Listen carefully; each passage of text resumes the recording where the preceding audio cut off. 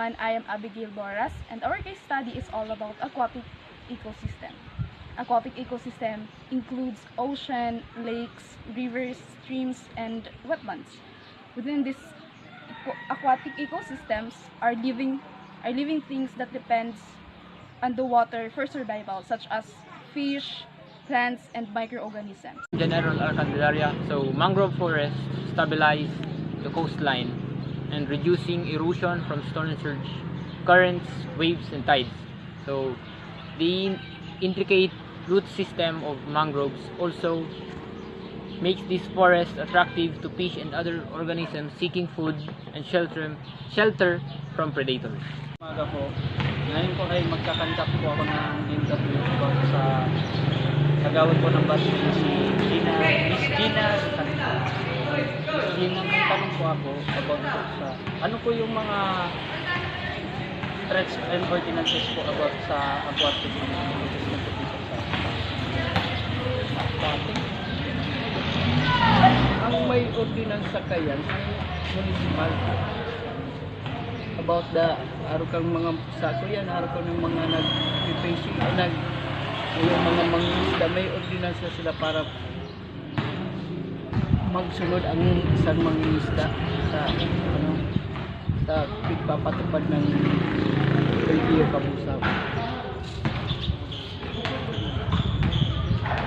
Sa mo yan, sa isa barangay, makamutan ko na ordinansa.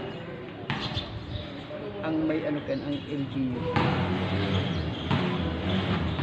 Ang pinakadakulang problema dyan ang basura. Yan ang pinakakuyan dyan. Kung pigdiw kang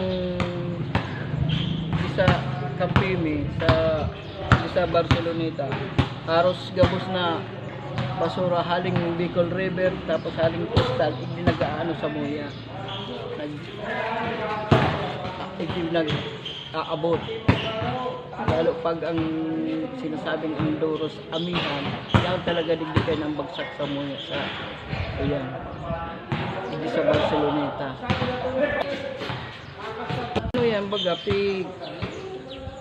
dawa man kaya anong klaseng kanya na ano yan, bagsakan talaga niyo kang basura, talaga dahil makokontrol yan.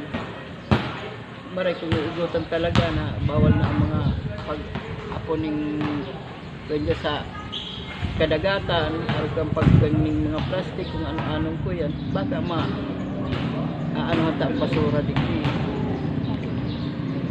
Pero kung hindi kukuha na kang ibang lugar, ay masana. Talagang takulaon niya ang problema dito ang basura.